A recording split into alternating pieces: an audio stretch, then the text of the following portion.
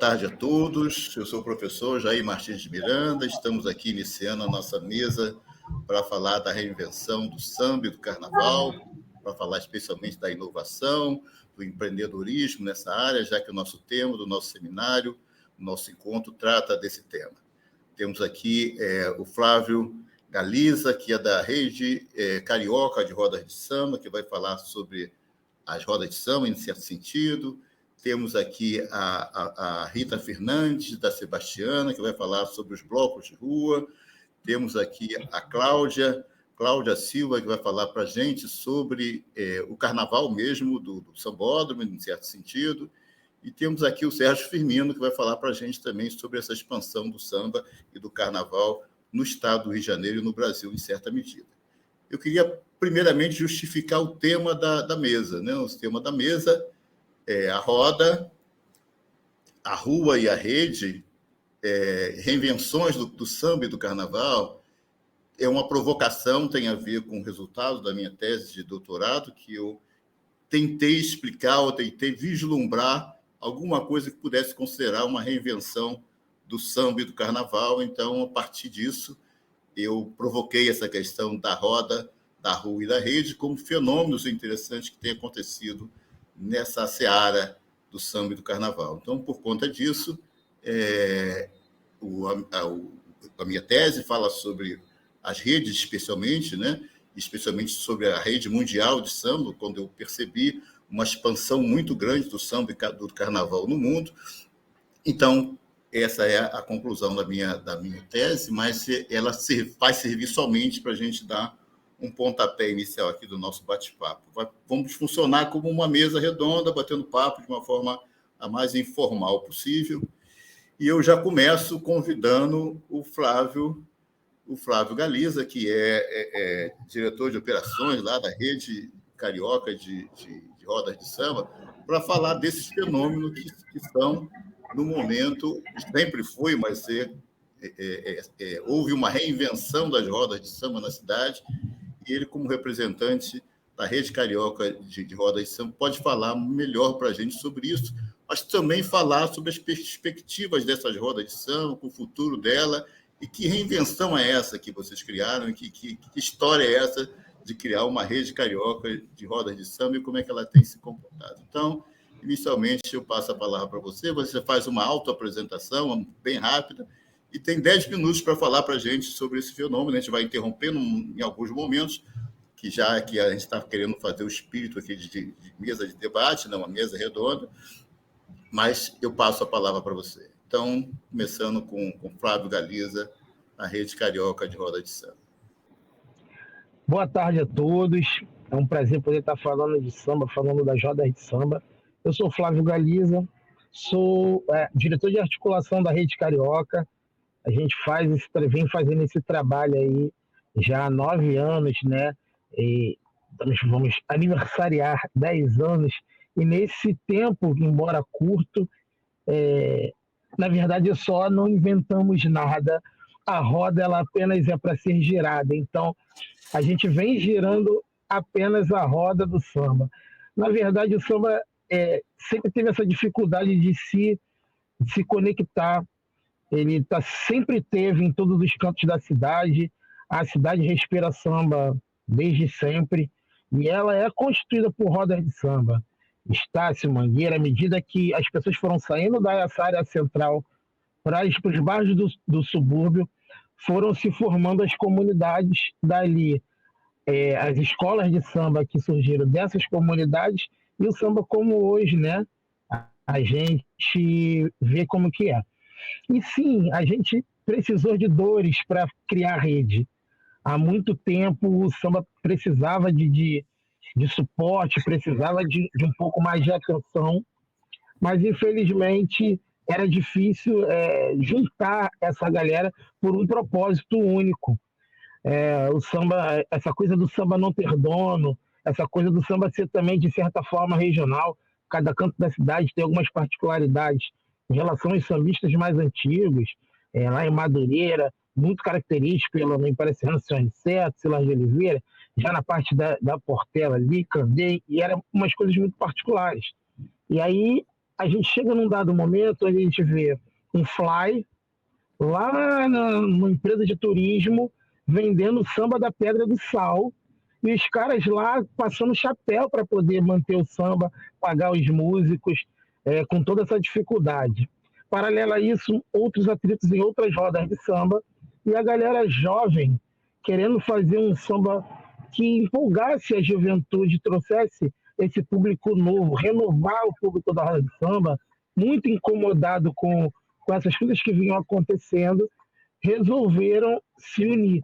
E aí, Luna, Júlio, 10 sambistas de lugares diferentes, Rogério Favilla, pessoas que tinham também, eram um pouco intelectuais do samba, de formação, outros só musical mesmo, mas que puderam contribuir de alguma forma, cada um no seu lugar. E no caso do Júlio Moraes, ele era da Secretaria de Cultura, estava naquele momento no Rio, que ele é de São Paulo, e aí a gente conseguiu ali criar um esboço do que realmente seria uma rede de fato. E aí se começou a se conectar as rodas de samba da cidade. Éramos mais de 200, foram diminuindo na organização, para que pudesse ser uma coisa mais formal, foi se diminuindo, até que agora, quando a prefeitura abraça de fato esse programa de desenvolvimento das rodas de samba, ela se tornou 95 rodas de samba, que é o que a gente, de certa forma, gere, né? A gente procura ajudar as outras rodas também, mas que tem um local específico onde se toca, já com a data pré-determinada, não precisa de alvará, não precisa de licenciamento, já está licenciado num formato já específico.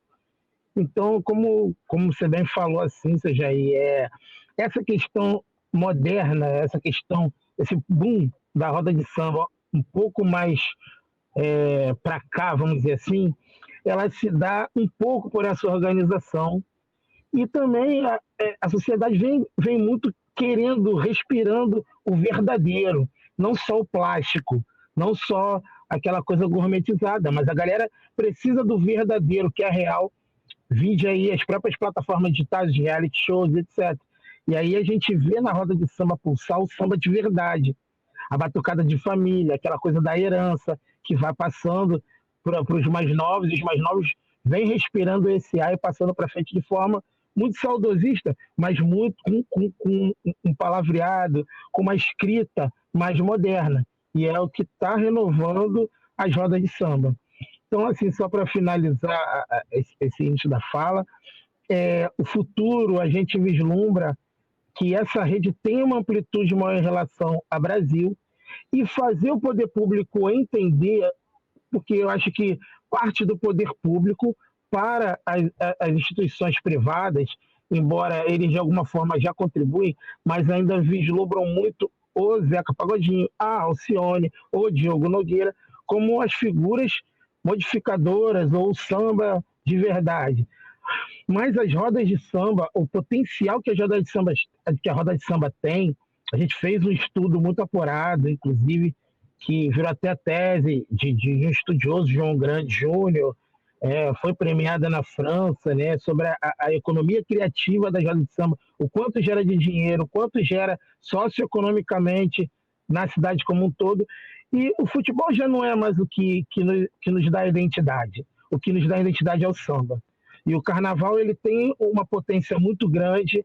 As rodas de samba não estão diretamente inseridas como deveria, talvez por causa dessa coisa plástica do carnaval, nos camarotes, por exemplo, em outros cenários que poderiam estar, mas eu acho que essa integração ela é inevitável, em algum momento ela vai acontecer muito fortemente. Eu não estou dizendo que não tenha, tem os sambas, tem rodas de samba nos camarotes, mas ainda é essa plástica, e não é essa que a gente está falando, que leva inclusive os blocos, as pessoas irem para os blocos, aquele carnaval de antigamente que se fantasia, as pessoas tiram foto com aquelas fantasias diferentes que tinha antigamente. Então, esse clamor pelo real, pelo verdadeiro, pela brincadeira, o folião, a alegria, é o que a gente está mirando para que seja um fio condutor do turismo para o futuro, não só no Rio de Janeiro, mas no Brasil. Porque o Brasil é o país do samba e do carnaval, mas ele não fomenta isso de forma robusta. O Luna fez uma fala para a ministra Margarete Menezes num último encontro que a gente teve na Penha, que ela teve no Rio e tal, e o Luna falou: eu cheguei em casa e meu filho falou, pai, quero aprender coreano. Ele, poxa, meu filho, vai falar inglês, vai falar coreano, que beleza. Mas depois ele parou e falou, cara, mas por que quer aprender coreano? Ah, não, porque os meninos do K-pop fazem... Ou seja, a Coreia com K-pop investiu e chegou na casa do cara que é sambista. E o menino está ouvindo K-pop com dinheiro investido. Estados Unidos vendeu, Hollywood vendeu um monte de coisa através do cinema com investimento público. Então, por que não o Brasil não investir no samba de forma robusta e potente? Então, assim, para não me alongar mais, meio ontem, ontem, hoje ou amanhã das rodas de samba num panorama rápido. Galera, acho que é isso. Vou pegar o gancho aqui para fazer uma pergunta que a gente já tem um pouquinho de tempo ainda. A gente conhece bastante na Zona Sul algumas rodas de samba muito famosas, mas como está o cenário das rodas de samba no subúrbio? Eu sou do subúrbio e para mim era muito natural, cada esquina, cada botequim tem uma roda de samba. Como é que isso está acontecendo? Como é que vocês estão mapeando isso? E outra coisa, então, como é que é o repertório? Porque o repertório também, eu tenho visto que ele está muito repetitivo, entende? E eu acho que para ter uma criação, uma inovação, a gente tem que repensar o repertório das rodas de samba. Eu quero saber como é que vocês estão tratando disso de alguma maneira, entende? Então, primeiro, vamos colocar assim bem de forma transparente. A rede ela não interfere em como as rodas de samba elas trabalham. A gente vê as particularidades de cada uma e quando tem algum tipo de evento, um seminário, alguma coisa maior, e a gente precisa apresentar as diferentes formas de fazer o samba, a gente vai nas características que cada uma já possui e aí a gente vai colocando nesses cenários para que seja mais plural, as pessoas realmente entendam que o samba não é só isso ou só aquilo, mas que ele é mais complexo. Até a questão do samba pagode, aquela coisa toda, tem muita coisa dentro disso, né? É bastante complexa essa discussão, e a gente trata isso com muita cautela, com muita responsabilidade, porque a gente não pode interferir diretamente na identidade de cada um. Em contrapartida, por um outro lado, a gente vê uma potência muito grande e uma volta do que antigamente foi o que fez o samba o que ele de fato é. Eu não quero ser ferro e fogo, mas assim, eu acho que a última intervenção bastante importante que o samba teve foi a geração Cacique de Ramos, por tudo que aconteceu, tanto musicalmente, instrumentalmente, instrumentos que surgiram, novos, que foram modificados de um momento do samba para um segundo momento do samba, foi ali no Cacique de Ramos que aconteceu. E aí, esse retorno do que acontecia ali, em relação às músicas autorais, a gente passou muito tempo cantando sambas consagrados, bebendo da fonte, mas não fazendo nada do novo. E isso também envelheceu o samba bastante. E a garotada que se aproximava, o samba tinha um pouco aquela coisa sisuda de, cara, calma aí, tá chegando agora, primeiro ovo, para depois entender e participar. E aí começou, porque o samba é uma crônica da sociedade. Então muita gente estudou história através dos sambas, não só do carnaval, mas sambas também das rodas de samba. E isso precisa do quê? Do que as pessoas vivam aquele momento da sociedade e possam escrever dele. Então, assim, isso só acontece quando os sambas novos têm espaço nas rodas de samba. Então, movimentos autorais voltaram a ter força. No subúrbio, o samba começou a ter muito mais pujança em relação à garotada que começou a abraçar e fazer o que a avó fazia, o que o tio fazia, mas também com uma pegada deles. E aí o samba está se renovando de forma muito, muito legal. Cosmo, Inhoaíba. Quem já ouviu falar que tem uma roda de samba em Cosmo e Inhoaíba? Ninguém sabe. Tem um projeto maravilhoso, que é da rede também, dos meninos lá que participam da rede, que é o Fruta no Pé, uma coisa fantástica, com aula de percussão, harmonia para crianças. O cara pegou o quintal da mãe dele e transformou numa coisa fabulosa. Então, assim, nós temos desde Cosmo, Inhoaíba, Campo Grande, na Zona Oeste muito forte, Realengo, que sempre foi, Padre Miguel sempre foi, é um dos maiores redutos de samba, uma das maiores festas do dia 2 de Zumbi que tem no Rio de Janeiro, que dirá o Brasil, é em Padre Miguel, mas tem Madureira, Penha, Ilha do Governador, 3 rodas de samba na Ilha do Governador. Então, assim, Tijuca, Grande Tijuca, Zona Sul. Então, assim, tem na cidade toda, tem para todos os gostos, e é aquilo, assim, a gente não consegue dar um pouco mais de visibilidade e pujança, porque realmente a parte do fomento, a gente não consegue alcançar toda a necessidade de fazer desse movimento uma coisa muito mais forte no Rio de Janeiro, e que se o turismo olhar para as rodas de samba com um pouco mais de atenção e carinho, e não só o lúdico, tá? É a economia criativa, é o estudo que já foi feito em cima disso, do quanto gera de renda, vai descobrir que tem um mercado muito grande, muito forte em toda a cidade. Ok, Flávio, muito obrigado, muito obrigado. Ao final, a gente vai ter um espaço de bate-papos, então a gente vai conseguir falar um pouco mais sobre isso. Eu queria passar agora para a Rita falar da rua. Né? A gente já falou da roda, agora a gente vai falar da rua, ou seja, dos blocos de rua, né?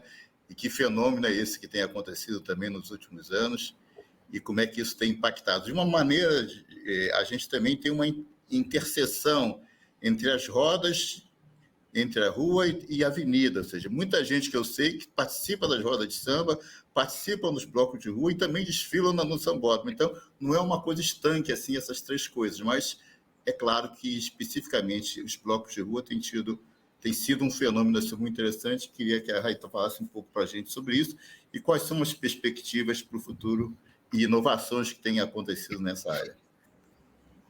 Oi, Jair, obrigada aí pelo convite, Claudinha, Flávio, Sérgio, enfim, todo mundo aqui que está na mesma roda que a gente, né?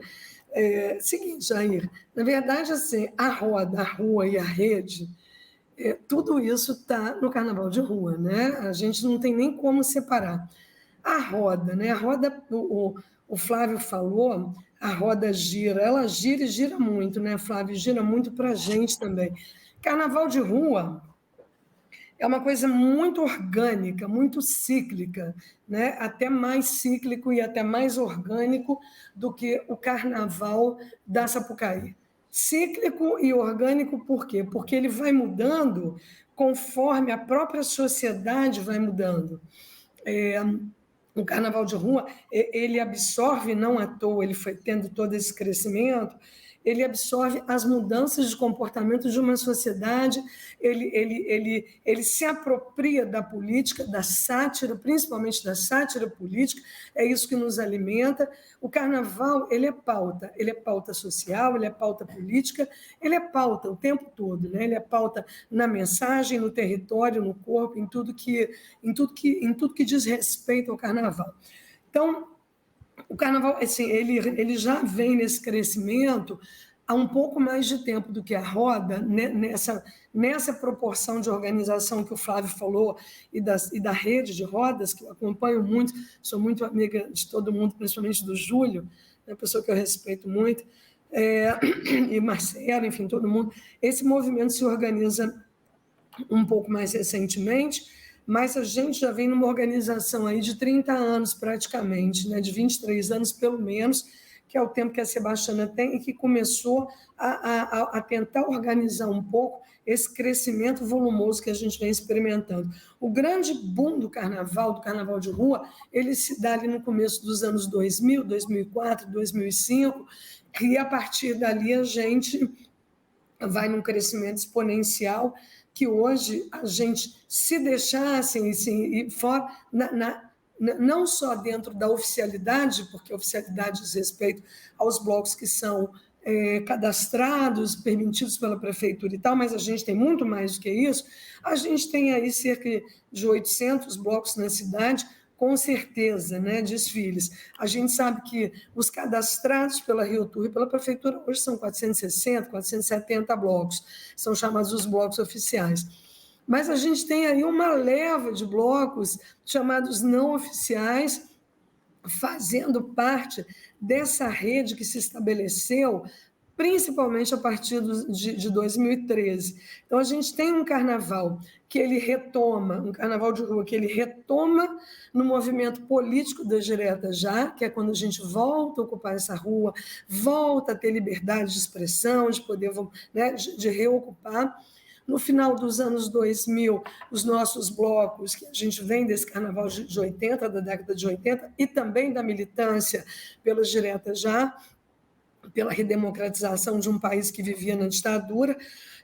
E aí, a partir dos anos 2000, a gente tem, então, esse movimento muito encorpado pelas escolas de percussão, onde o folião passa a ser e passa a ter outro papel dentro do carnaval de rua. Ele deixa de ser só o folião, aquele que vai para o bloco e que aproveita, mas também ele passa a ser agente desse bloco, porque ele começa a tocar. Então, as aulas de percussão com empolgas 9, principalmente o monobloco, toque, zomba, todos esses blocos que abrem para aulas de percussão, eles dão uma ressignificada nesse carnaval de rua, em que o folião também passa a ser agente cada vez mais participante desse carnaval. E aí está o grande divisor de águas do carnaval de rua para o carnaval da Sapucaí, onde o folião ele não é meramente um espectador daquilo que está acontecendo, ele também é agente. Por quê? Porque ele faz fantasia, ele vai como ele quer,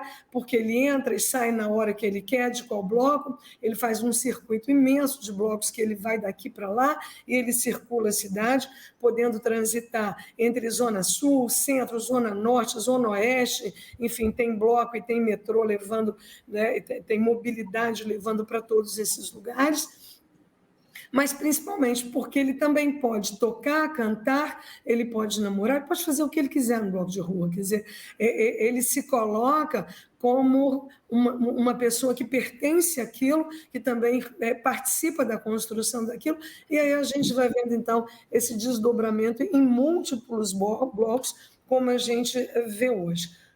A partir de 2013, a gente tem uma mudança também de eixo no carnaval de rua, não apenas no eixo territorial, porque a gente estava muito concentrado principalmente na Zona Sul e no centro, mas principalmente na Zona Sul, e a gente vê um movimento se deslocando principalmente para o centro da cidade, com a criação dos chamados... Eles recebem vários nomes, eu não concordo com nenhum deles, mas foi uma forma da própria prefeitura separar os oficiais dos não oficiais. E eles acabaram ganhando a denominação de blocos piratas, blocos independentes, enfim, blocos secretos, né? Mas eles são blocos de rua, todos nós somos blocos de rua. E é uma garotada que vem, né? É uma juventude que vem, como também está tendo uma renovação nas rodas de samba, e eu queria fazer um adendo aí para o Flávio, eu tenho percebido que tem também, da pergunta do Jair, um retorno ao pagode dos anos 90, né, Jair? Assim, essa garotada está novamente mergulhando num pagode de anos 90, depois eu vou entender por que isso, eu não sei exatamente, porque a gente era mais daquele samba raiz, samba mais tradicional. E aí essa garotada vem trazendo uma nova perspectiva de carnaval de rua, que não pode não ser considerada hoje para quem estuda carnaval, quem analisa carnaval.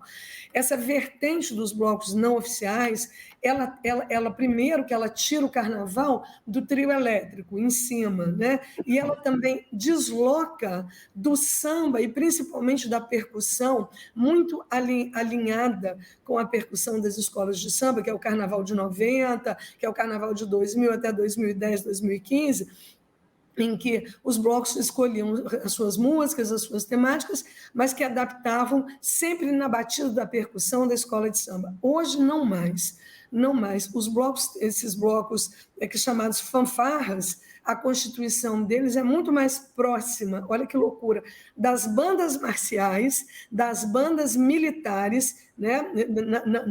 Não que eles seguem o conceito musical das bandas militares, que a predominância é toda dos instrumentos de sopro, fazendo com que seja muito mais percussivo e não mais sonorizado. Então, o carro de som ele perde completamente o protagonismo. Esse carnaval está ficando velho, está ficando ultrapassado, e traz, então, uma novidade. Essa novidade ela não é só musical. Essa novidade é uma novidade que ela vai impactar no território. Por quê? Porque um bloco como uma fanfarra, ele se desloca fazendo costuras pela cidade, pelas ruas da cidade, o que um bloco de trio não pode fazer, porque um trio é grande, ele não passa por qualquer lugar, ele tem que ter uma autorização prévia da Sete Rio. Já um bloco que está no chão e que é uma fanfarra, ele vai inventando seus percursos, então ele vai indo por onde dá na telha daquele grupo. E é claro que isso traz um desenho novo, de um carnaval novo para essa cidade, ocupando espaços que estão sendo recuperados também pelo samba, como a Lapa, como a Glória, principalmente a Glória, que era um território que estava muito esquecido. Então, assim, a interseção entre bloco de rua, a própria rua, o samba, a musicalidade dessa cidade, que é musical até onde a gente não imagina, porque tudo é música,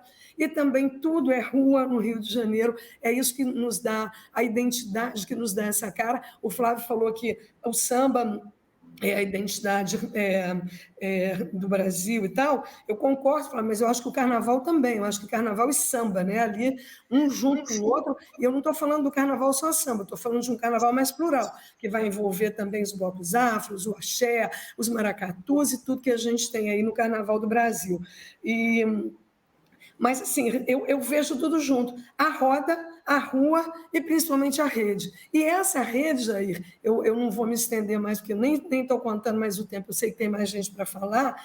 Essa rede, incrivelmente, ela também mudou. Ela também é outra rede, porque esses blocos novos, não só eles trazem uma outra juventude e uma outra conexão com o Rio de Janeiro, com a cidade, com a metrópole, com o espaço urbano, mas a rede digital, que é a internet, que são, né, o Instagram, o Facebook, mas principalmente o Instagram, muda a configuração desse carnaval, porque não só um bloco que nasceu hoje, ele pode ter 50 mil pessoas, de repente, sem nenhuma tradição, porque você pegar um Simpatia Quase Amor, ou Bola Preta, né, ou Monobloco, que são blocos que estão com 20, 30, 40, até 100 anos, ok, eles já têm uma estrada, têm uma tradição, então você tem um público que já conhece, que já vai.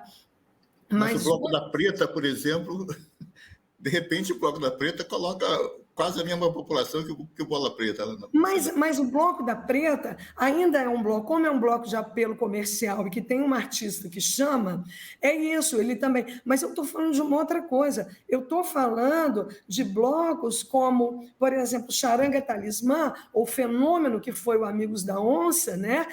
Enquanto fenômeno, hoje já nem é mais, já tem outros que estão, Amores Líquidos, e tem outros muito jovens que, assim, em uma fração de uma hora, eles já reúnem uma multidão. Por quê? Porque é no Zap, entende?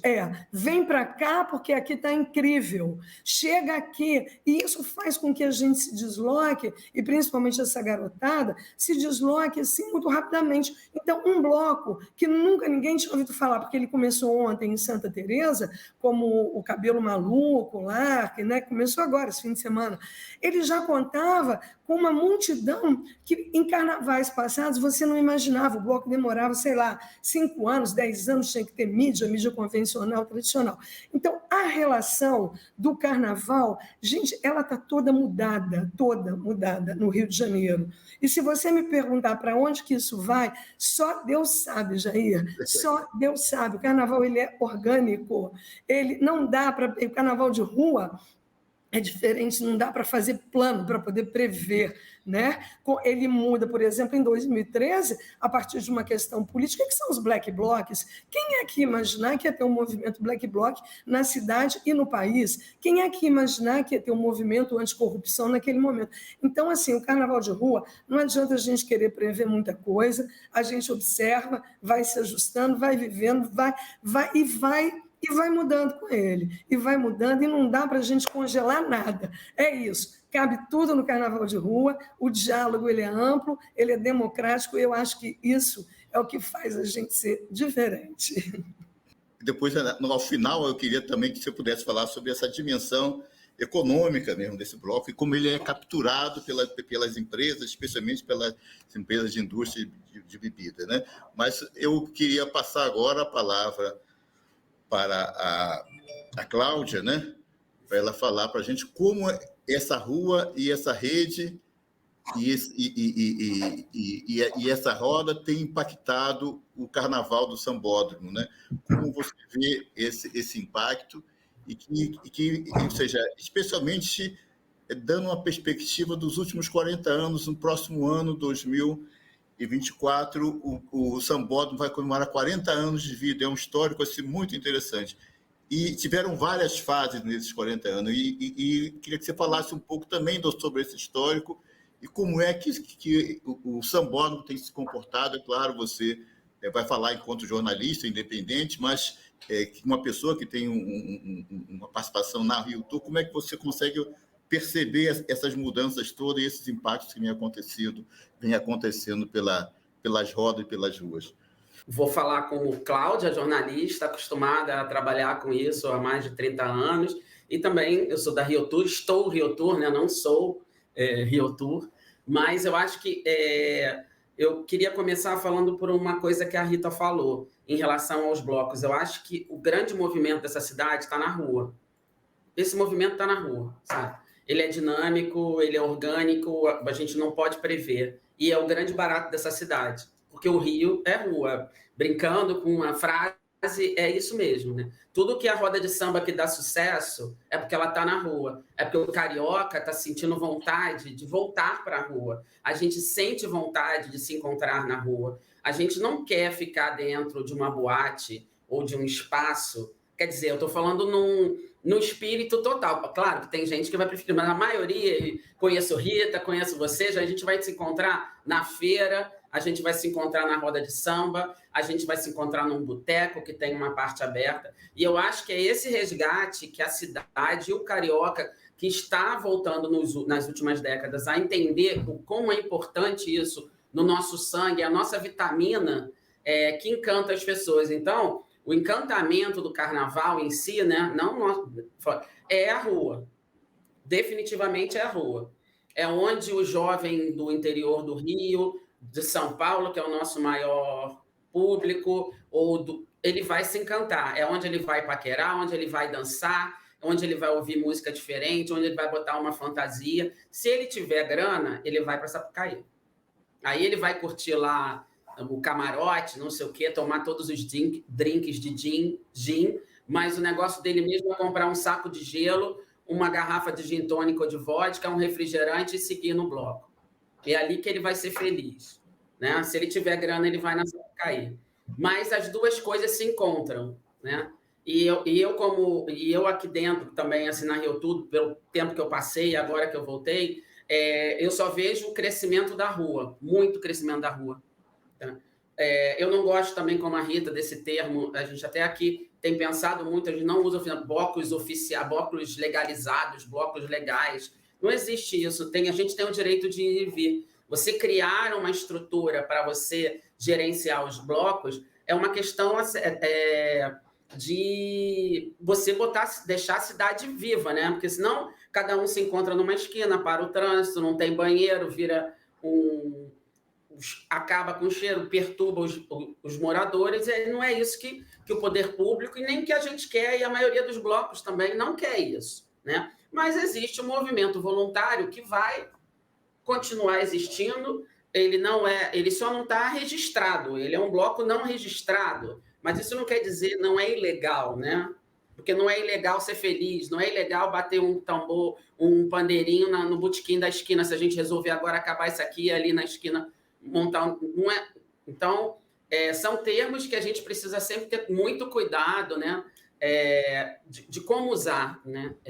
Voltando à Sapucaí. A Sapucaí, ela sempre foi o carro-chefe dessa imagem do carnaval, né? Sempre que fala assim, Carnaval do Rio, aí mete uma foto, uma Sapucaí, uma fantasia maravilhosa.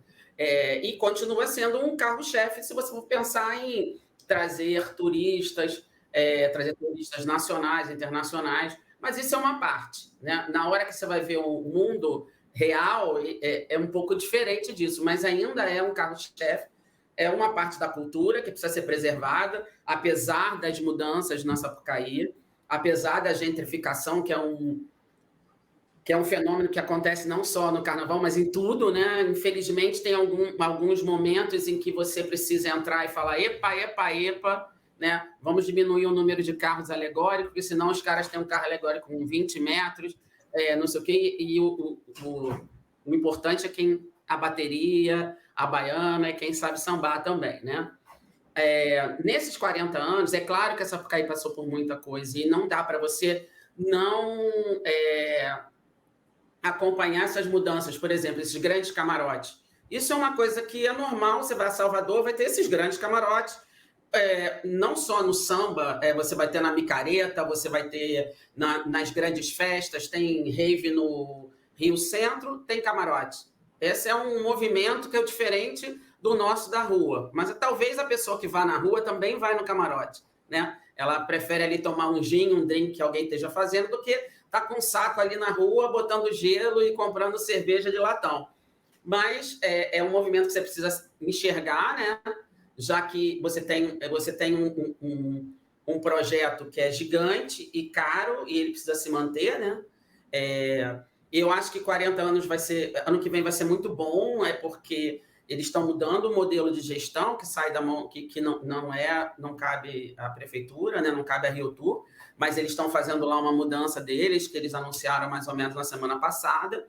Eu acho que o grande cuidado que o poder público e a gente, como jornalistas e estudiosos, é atentar para garantir que as arquibancadas estejam cheias, que a população consiga ir. Se ela não consegue ir no domingo e na segunda, que sexta e sábado essa venda ela seja coesa e de um valor que possa vir a pessoa da escola pequena, e que trazer o público da cidade, a tia da porta-bandeira de uma escola, uma baiana mais velha de uma outra escola, que não tenha condições de pagar os altos preços da Sapucaí no sábado e domingo, no domingo e na segunda, mas que ela venha nos outros dias. E também trazer as pessoas para o dia das crianças e mostrar, que é uma coisa que eu tento fazer, e esse ano a gente vai tentar fazer bastante, é mostrar para o cara que ele é turista, que se ele for na sexta e no sábado, ele vai se encantar também. Ele vai se encantar. Porque para uma pessoa que é de fora, um desfile de sexta e sábado, ele é maravilhoso. Quer dizer, ele já é maravilhoso para a gente, né? Porque a gente samba na sexta, no sábado, no domingo, na quarta, na sexta, qualquer dia e qualquer desfile. Agora, se a gente conseguir fazer com que tenha mais público e com essa venda via internet, eu acho que a gente vai conseguir resgatar um pouco. Eu acho que a gente tem que trazer as pessoas para Sapucaí, não só turistas. Eu acho que a gente pensa no turista... É fundamental para a cidade ter turista. É fundamental para a cidade ter turista. Isso não nega, mas não é só a Sapucaí. A gente tem a rua, a gente tem a Avenida Chile, a gente tem a Cinelândia, que tem bailes maravilhosos, a gente tem os blocos, onde a maioria se encanta. Eu acho que é um desafio grande da gente, de todo mundo, é fazer com que a rua, que se entenda que o espírito carioca está ligado à rua, em tudo que a gente faz. E que isso é muito importante. Então, que a gente transforme a rua, não gourmetização da rua, não. Bloco na rua com abadá. Eu sou totalmente contra. Poderia até... Eu acho que não é esse o espírito. O espírito é você ir para a rua, você se divertir, você entrar e sair na hora que você quiser, você beber quantas cervejas ou não beber, ficar 15 minutos e sair, ir para um outro bloco. Para isso, um desafio que a gente tem aqui dentro hoje, que a gente estava até discutindo mais cedo, fazer com que a rede social ela seja mais proveitosa dentro de aplicativos e que a gente facilite esse movimento que a Rita falou. Estamos aqui no bloquinho da esquina, achamos um bloquinho ótimo na Bolívar, tem pouca gente, vem para cá, o samba tá maravilhoso. E você vai para lá, simplesmente. Tomar uma cerveja ali na esquina, no bar da esquina, fazer a roda girar com o ambulante ganhando seu dinheiro, tem ali o bloquinho, ele vai passar, você vai sambar, você vai ser feliz, a cidade vai se movimentar e a gente vai manter essa chama acesa. Não precisa ir no Bola Preta com 1 milhão de pessoas, eu acho ótimo ir no Bola Preta, mas não precisa disso. Você pode curtir todo o carnaval sem um mega bloco. Você pode, simplesmente não ir ao centro. Não estou dizendo para não ir, mas você pode hoje. Você pode passar o seu carnaval inteiro curtindo bloco entre Tijuca, Grajaú e mais um outro bairro. Você pode passar na Zona Sul o teu carnaval inteiro sem precisar gastar R$2.000 para ir num camarote. Agora, Cláudia, se você tem... Cláudia, pegando um gancho do que você falou, de trazer o povo para o sambódromo e popularizar ele cada vez mais, eu queria que você falasse um pouco também sobre os ensaios técnicos no sambódromo, que atraem uma quantidade enorme de pessoas e tem muito esse clima da rua mesmo, porque não é gourmetizado, é de graça, as pessoas entram, participam. Isso me lembra muito, inclusive, a proposta... É uma extensão da rua, é uma extensão. É uma extensão da rua. E me lembra a proposta, inclusive, do Niemeyer, que ele pensou aquele espaço de frisa como a geral que acontecia no Maracanã, onde o povo estaria ali. E quando você vai nesses ensaios técnicos, você vê o povo justamente naquele local interagindo de uma forma muito mais interessante. Muito boa, mas aí aconteceu um fenômeno. Aí já aconteceu outro fenômeno. O ensaio técnico, ele virou os camarotes que têm suas frisas, eles já estão... O pessoal já está indo nos ensaios, mas mesmo assim garantem que as frisas estejam cheias, né? Mas o mais interessante do ensaio técnico, a agenda já está toda pronta, já foi divulgada, é você fazer com que as pessoas entendam que aquilo ali é um ativo muito importante. Eu não gosto de falar ativo turístico, que culturalmente aquele movimento é muito importante. É importante você ter um ensaio técnico. Eu conheço várias pessoas que não vão a Sapucaí porque não tem grana e vão a todos os ensaios técnicos e passam o resto do carnaval na rua. Eu não tenho dinheiro para Sapucaí, eu vou para a rua, mas ela viu o ensaio técnico. E dali já começa a discussão. Eu não sei, olha, eu achei que o samba melhor esse, aquilo, porque as pessoas gostam. E uma pessoa que é de fora do Rio ou de fora do país, ela vai se encantar por aquele movimento espontâneo, porque é muito espontâneo, né? Ninguém está ali mostrando a sua fantasia de 100 mil. Está todo mundo com a sua bermuda, com o seu short, a camiseta. A arquibancada fica lotada, né? Ali a frisa também. Aí o pessoal dos camarotes já vão entrando. Enfim, a expectativa é que esse ano tenha mais gente. E que ele seja... E o ideal é que tivesse mais, né? O ideal é que tivesse mais. Mas assim, se você pensar que você tem poucos finais de semana do Réveillon até o Carnaval, então, assim, vai ser super apertado, porque é um momento, e também tem montagem, né? Então, ali aí tem muita coisa sendo montada e fica você tem uma questão de segurança, mas é fundamental, ensaio técnico é fundamental. Como é fundamental ter ensaio dos blocos e anunciar e divulgar dos blocos antes. Como é fundamental as rodas de samba, botar as pessoas na rua. Ninguém tem que vir para cá para ficar preso. Pode ir num lugar, numa boate, numa casa de show, ter um bom espetáculo, ótimo. Mas a gente é feliz aqui na rua. Então, eu acho que turismo ou crescer uma cidade é muito do que você sente das pessoas, sabe? A nossa vida é na rua. Então, meu amigo, é na rua, é na feira, é o pastel com caldo de cana, depois o sambinha para tomar uma cerveja. Eu acho que as pessoas se encantam com isso. Então, se a gente voltar a pensar na simplicidade, no bom que a gente tem, a gente não precisa ficar pensando só na gourmetização, no drink de não sei o quê. O Rio se basta dentro. Claro, você precisa ter uma estrutura, não adianta, o poder público tem que entrar, as parcerias têm que entrar, é tudo muito caro, é tudo muito... É difícil fazer tudo, né? Você criar estrutura, você fechar trânsito, você ter banheiro, você ter limpeza, iluminação, segurança, é muita coisa.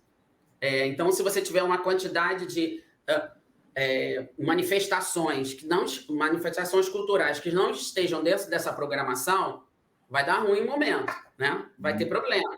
Mas uma ou outra, cabe ao poder público, como eu digo, é um rebolation ali e ajeitar. Sabe que vai ter o bloco ali e é isso. A gente tem que voltar a ter essa estima mesmo de rua, sabe? A gente não usa abadá, não tem corda e vamos embora, cada um com o seu, né?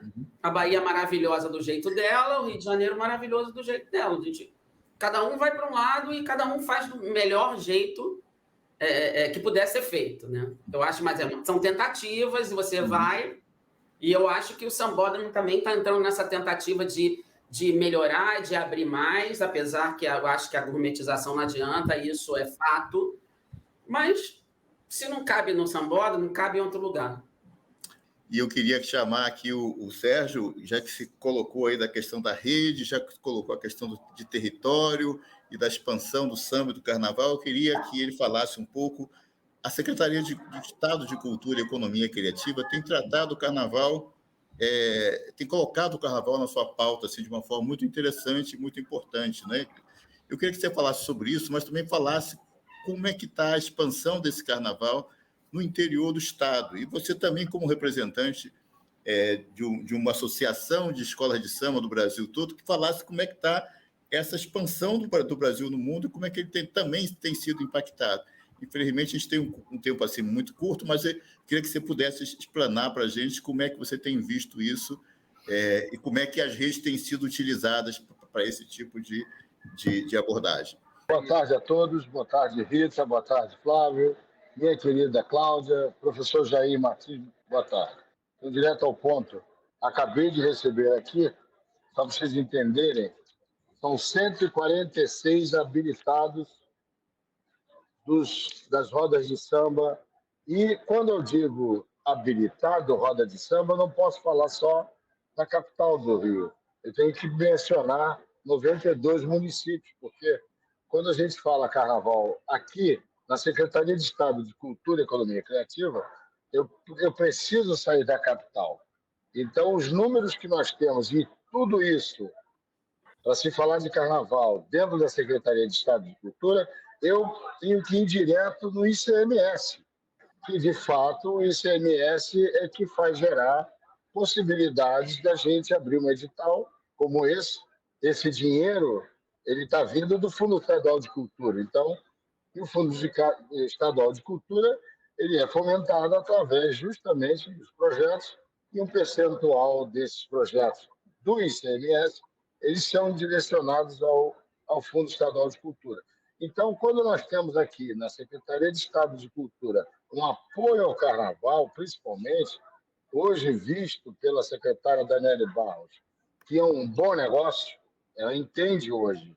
Daniela entende que quando Rita Fernandes coloca a Sebastiana na rua, ela está criando ali um círculo virtuoso financeiro superlativo, e é isso que nos interessa enquanto Estado, governo do Estado, diferente da capital, município que absorve somente o ISS, é um percentual desse ICMS. Então, a gente está falando de uma soma financeira gigantesca em que a gente precisa pensar nisso. E muito bem, Marcel Balaciano, que vem do município, subsecretário municipal de Desenvolvimento Econômico, e a nossa querida Rafaela Bastos, quando ela, professor Jair, eles construíram um carnaval de dados. Por quê? A gente precisa dar dados a isso que a gente está falando. Carnaval precisa de dado, precisa saber, por exemplo, quanto que se deixou de ganhar em 2021. Deixamos de ganhar em 2021, circulação financeira no Estado, 5 bilhões de reais, são 1 bilhão de dólares. Então, a gente sabe muito bem, isso através de um estudo que foi feito, e esse estudo deve-se à capital, ao querido Marcel e a Rafaela Bastos. Isso, claro, aconteceu tudo isso dentro de reuniões que fizemos ali no CEDURP. É bom E, explicar, de fato, a gente... É bom explicar que deixamos de ganhar isso tudo por conta da pandemia, né? Que o fato de não ter carnaval deixou... Não é isso? Não, eu acho que isso tudo também, né, a falta do carnaval, suscitou-se fazer várias medidas para que a gente pudesse fomentar aquilo que nós, pela primeira vez, não entendíamos muito o que é isso, pandemia, e ficamos sem carnaval. Eu tenho 64 anos. Eu nunca vi não acontecer o carnaval. Nunca vi deixar de acontecer os desfiles da escola de samba. Então, realmente, a pandemia nos assustou muito. Mas, independente disso, vamos dizer assim, esse trabalho da Secretaria de Estado é sempre voltado para a possibilidade de incrementar isso. É visto hoje uma indústria de carnaval. Quando a gente fala indústria, eu estou falando de tudo. Eu estou falando de escola de samba, bloco, banda, boi pintadinho, boi malhadinho, maculelê, jongo, bate-bola, carnaval de rua. Isso tudo fomenta. É isso que nós temos que levar à autoridade, para que a autoridade entenda, inclusive, professor Jair, que o carnaval tem que estar dentro do orçamento do Estado. Não é palavras minhas, não. Tá? Aí a gente tem o Aidaro, gente que está no carnaval até mais tempo que eu, trabalhando essa parte até intelectual, como o professor Jair Martins, como outros amigos nossos. O carnaval precisa estar com verba carimbada no Estado. Ele move, como move a cultura, a educação, como nós temos aí a segurança pública, nós temos que ter um valor específico do carnaval do Estado para que a gente possa investir nisso. Então, infelizmente, felizmente, o carnaval é alegria. Sim, para nós é alegria, para nós é prazer, mas para nós também é uma viabilidade financeira da gente capacitar a gente, dar trabalho, renda e receita para as cidades. Aí eu estou falando de 92 municípios, 91, eu acredito que a capital está bem contemplada com os editais, com as formas de fomento e de captação de recursos através das empresas, mas o interior a gente precisa fomentar. A gente precisa ter 91 municípios, claro, observando a grandeza do Rio de Janeiro, mas sim que funcionem como funciona a capital. A capital ela é contemplada, pelo menos com a visão de que temos rodas de samba, nós temos um carnaval robusto, é isso que nós temos que fazer para os outros municípios, cidades do Rio de Janeiro. Eu queria, nos resta 6 minutos para a gente terminar aqui o nosso encontro, então eu queria fazer uma rodada final aí, cada um falando pelo menos no máximo 1 minuto, para a gente fazer as considerações finais aqui. Antecipadamente, queria agradecer muito a presença de todos vocês, acho que foi, infelizmente, não conseguimos fazer o formato de mesa redonda, mas foi interessante, e acho que a gente ainda tem até espaço para fazer perguntas uns aos outros, mas eu queria deixar aqui ao final que vocês pudessem falar. Eu acho que foi muito rico essa abordagem, essa perspectiva de cada um de vocês, falando da rua, da rede, e chegamos à conclusão que elas se interagem intensamente, né? Temos essa expectativa dos 40 anos do Sambódromo no ano que vem, uma possibilidade da gente também reinventar o carnaval no Sambódromo, reinventar as rodas de samba, reinventar a rua, porque ela está sendo reinventada, como a Rita mostrou aí o tempo todo, né? Mas eu queria começar por você, Sérgio, que você levantou a mão aí, eu queria que você pudesse falar nos próximos 1 minuto o que você pensa para a gente fechar o nosso encontro aqui. Isso é muito importante. Vejam, eu ouvi a fala da Rita Fernandes, que é uma fala que é de uma especialista, do Flávio, adorei, gostei muito, eu não conhecia. A Claudinha, nossa querida. Agora, veja a dificuldade que nós estamos tendo na capital. Imagine para o resto do Estado. Agora, imagine você também que nós temos aqui um sambódromo. Nós temos um sambódromo, mas não é só aqui que tem sambódromo. Campos de Goytacazes temos sambódromo, Cabo Frio nós temos sambódromo. Outras cidades, elas oferecem campos santos de desfile de escola de samba e outros locais para seus blocos, bandas, etc. Então, eu acho que reuniões como essa a gente tem que fazer sempre para que a gente possa discutir uma vida melhor para isso que a gente está falando, que não é festa. Para nós aqui, nós somos estudiosos de alguma coisa que a gente, evidente, eu tenho meu salário no Estado, eu não preciso de criar um projeto, mas, de fato, fomentar uma viabilidade de aumentar isso, crescer isso de uma maneira execuível e, evidentemente, rentável. É isso que é importante. É muito interessante, Sérgio, porque a gente, em algum momento, não temos uma política pública para o Carnaval tão bem elaborada assim. Eu acho que isso é necessário em todos os níveis, né? Não só no nível municipal, como no nível estadual, como no nível federal. E é interessante notar que, com esses dados que traz lá o Marcelo, né? A gente tem de arrecadação de ICMS só por conta do Carnaval, muito mais do que o Carnaval recebe, entende? Então, ele provoca uma arrecadação gigantesca, mas ele não recebe esse retorno de uma certa forma em termos de investimento e em termos de políticas públicas. Eu acho que isso é uma questão que a gente pode colocar num outro sentido. Aí eu passo a bola fora da ordem aqui para a própria Cláudia falar sobre isso, na perspectiva, eu sei que você não está aqui falando pela Rio Tour, mas na perspectiva da Rio Tour, como é que, nos próximos 1 minuto, você pode falar como é que essa política pública pode acontecer e deve acontecer e está acontecendo.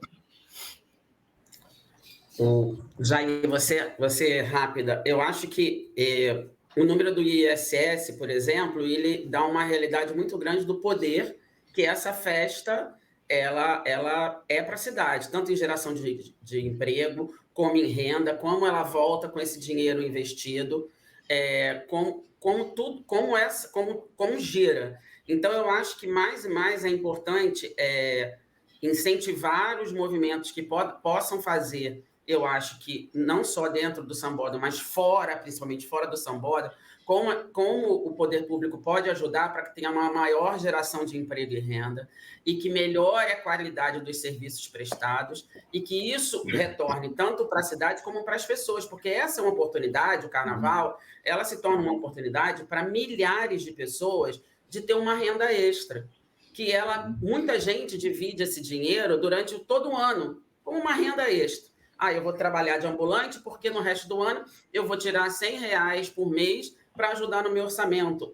Isso é muito importante, mais do que só a geração de grandes valores, mas a gente tem que criar um sistema com que o carioca consiga ter uma fonte de renda, ter um serviço melhor e que a gente faça a economia gerar também. Não estou nem discutindo o lado cultural, que isso aí, mas eu falo que eu acho que o poder público precisa incentivar isso, aumentar esse volume de ações que estejam na rua, onde outras pessoas possam trabalhar, porque dentro da Sapucaí, ela é uma área restrita, ela é terceirizada, né, assim, vamos dizer, né, porque ela tem um gestor, né, um outro gestor, mas se você pensar que a gente, por exemplo, esse ano que vem, vamos ter um número significativo de aumento de bailes populares. Todos os anos são feitos, o último ano foram 16 bailes durante 4 dias, são 52 bailes, né? No mesmo lugar, 16 bailes durante 4 dias. Esse número vai dobrar ou pode até triplicar. Olha o que isso vai fazer de diferença em locais de trabalho, em locais de diversão, em locais onde as pessoas vão poder visitar gratuitamente. Então, eu acho que esse movimento do dinheiro e da geração ela tem que estar muito com o incentivo da melhor qualidade do que é feito nas ruas. Ótimo, Cláudia. Essa é a dimensão econômica e financeira que também a gente quer saber. E eu queria, Rita, que você também falasse, agora, do outro lado, né, falasse como é que você sente isso e como é que você se relaciona com essas políticas públicas, como é que você acha que pode ser beneficiada, como os blocos de rua podem ser beneficiados nesse sentido. Olha, Jair, esse é o ponto assim, de maior desgaste, né? Porque a gente vem batendo nessa tecla, deve ter pelo menos 20 anos, né? Não existe uma política pública existe política, muitas vezes, de governo, mas a gente não tem uma política de Estado. Então, do governo, aí o carnaval morre, aí o carnaval sai da política, se o governo gosta do carnaval, ele volta para a política, mas se vem um Crivella, por exemplo, ele acaba. Então, primeira coisa que a gente tem que entender, a gente que eu digo são os legisladores, os governantes, quem está no executivo e no legislativo, principalmente no legislativo, para fazer lei para isso. Que essa é uma política de Estado, independente de qualquer coisa. Goste ou não goste, o carnaval e a festa no Brasil existem. Então, ponto. Né? A arrecadação e a economia que circula a partir daí é infinitamente maior do que alguns segmentos ditos econômicos, porque a festa, né? E aí eu vou lembrar da Cláudia Leitão, no seminário que eu fiz agora, Desenrolando a Serpentina, nós gastamos 3 horas falando só sobre isso. É a economia da festa, não é do carnaval. A festa no Brasil é um segmento econômico importante e o carnaval está dentro da economia da festa. A festa junta o São João de Caruaru, de Campina Grande, o Festival de Parintins, junto o Carnaval do Rio. A festa, o nosso povo é um povo festeiro e faz da festa uma economia circular que ela não é uma efeméride, ela não é quando a festa acontece, ela é uma economia do ano inteiro, porque para preparar a festa tem toda aquela preparação e outra coisa, transdisciplinar, multifacetada, que vai envolver aí profissionais dos mais amplos segmentos. Né? Então, desde a música, do artista, do aderecista, até segmentos de serviço, de mobilidade, de aluguel de carro, tudo, na verdade, tudo, de gráficas, de moda, de comércio, quer dizer, tudo gira em torno da festa. Então, se o governo nacional, o governo brasileiro, se os legisladores não entendem a dimensão da festa e do carnaval, que é a maior festa de todas, fica muito difícil, né? Então, há anos a gente vem batendo nessa tecla e se mobilizando e trabalhando para que haja essa mudança de compreensão deste lugar, mas principalmente que a gente precisa subir essa conversa para nível nacional e que precisa ter uma articulação de fato nacional para mudar essa perspectiva. Enquanto isso não acontecer, vai ser política de governo. E se for política de governo, a gente está sempre ameaçado. A gente podia ficar aqui horas falando sobre isso, mas o nosso tempo é limitado, mas fica aí para a gente pensar. Obrigada. Okay. Muitíssimo obrigado, Rita. Muitíssimo obrigado. Então, vamos agora, já que no princípio foi a roda, e no princípio é a roda, vamos voltar para a roda de samba aqui, para fechar o nosso evento. E aí, Galiza, eu queria que você falasse muito sobre esse princípio da roda, ou seja, como é que a gente... eu vejo ele como uma semente de tudo, ou seja, a roda de samba, desde lá do samba de umbigada que chegou no Brasil, ou seja, desde as rodas dos terreiros, foi a base dos candomblés, foi a base de tudo isso, ou seja, do samba e do carnaval. As pessoas costumam muito confundir samba com carnaval, samba. Ou seja, carnaval é o maior evento do samba, que na verdade, se transformou o samba. A gente quase que é sinônimo samba e carnaval, quem olha de fora, né? Mas eu queria que você falasse, para a gente finalizar, desse princípio da roda e como você acha que ela pode ser mantida como a galinha, o ovo da galinha de ouro para todo esse segmento que a gente fala de samba e carnaval. É com você a palavra para esse nosso evento aqui. Então, tudo que foi dito, né, nessa finalização é muito, muito rico, muito pertinente. Inclusive, o Sérgio até falou muito bem da questão do ISS, que já é um valor maior do que se tem. Quando, né, a gente está falando, e todo mundo até permeou um pouco disso, da grana que gera a festa, né, que não é só... A gente está falando de ISS, que é maior, mas é o fitilho, é uma fantasia, uma purpurina, o que se vê de purpurina nesse período. E aí eu vou um pouco além puxando um pouco a brasa para a sardinha, mas entendendo o quanto conectados estamos, que realmente a gente respira carnaval o ano todo e samba. Quando eu digo samba, eu estou falando samba como um todo. O samba está na matriz do samba, a gente não tem como fugir. Samba de enredo, samba de terreiro, jongo, a gente não tem como fugir do que é a nossa raiz, de onde a gente surge e do que é o samba. Então, assim, para não me alongar muito, toda essa grana que o carnaval, que o samba gera, não só na sazonalidade do carnaval, ela é apenas aparente, essa coisa da sazonalidade, pegando também um pouco do que o Sérgio falou em relação à folia fora do grande centro, Rio de Janeiro, pulsante do carnaval, a gente também tem essa particularidade de muita gente da cidade que, depois de muitos turistas invadirem a cidade, passaram a se refugiar na região dos lagos, outros lugares, e esse carnaval passou a ser muito mais grandioso também nessas cidades que precisaram também de ter aporte, também de ter suporte para ter essas festas, além das festas fora de época, como Terê Fantasy, como Cabofolia e etc. Então a gente está falando de uma coisa muito maior, que precisa ser olhado com muito mais carinho. A coisa da religião na política que a gente vem vivendo mata o samba, que tem as características negras, que tem a característica de terreiro, que tem a característica dos batuques, e que se associa a uma coisa totalmente ignorante, pela perspectiva do ignorar de onde viemos e como se constrói. Então, a gente precisa ser fomentado e para isso precisamos respeitar. Então, o poder público precisa respeitar o samba, o quão grandioso ele é, não só pelo que ele é da sua raiz, mas principalmente pelo que ele gera e o quanto ele pode dar de retorno à cidade. Então, eu finalizo minha fala entendendo que sim, a roda, tudo começa nela, não tem que se inventar, fomentar para que ela continue girando.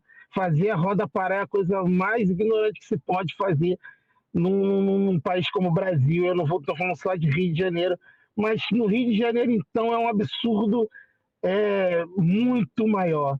O quanto essa cidade precisa, respira desse não só movimento cultural, mas para muitos, né?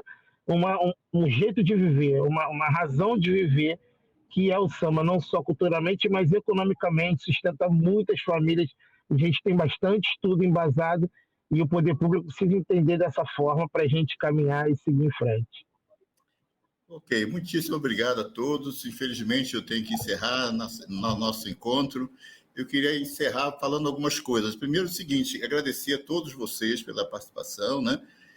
E falar um aspecto que tem a ver com a minha pesquisa, está aqui atrás, do Samba Global, né? É que também a gente não dá conta de quanto o samba está no mundo e quanto ele pode ser capitalizado, especialmente no período da entre-safra, onde acontecem os carnavais da Europa, do Japão e vários lugares. É impressionante como a gente não está dando conta disso e quanto isso poderia gerar de trabalho e renda para muita gente. Capitalizam isso lá fora e a gente não tem noção disso. Então, essa é uma questão que eu acho que é muito importante também a gente não perder de vista. A segunda coisa é o seguinte, a gente está aqui na Unirio abrindo o 6º Congresso Nacional do Samba, que vai acontecer, sempre termina no Dia Nacional do Samba, no dia 2 de dezembro, mas no dia 1º a gente tem uma série de mesas redondas para falar sobre samba e carnaval. Então, a chamada de trabalho está aberta até o dia 31 de outubro. Então, sejam todos convidados a apresentarem os seus trabalhos nesse congresso, ok?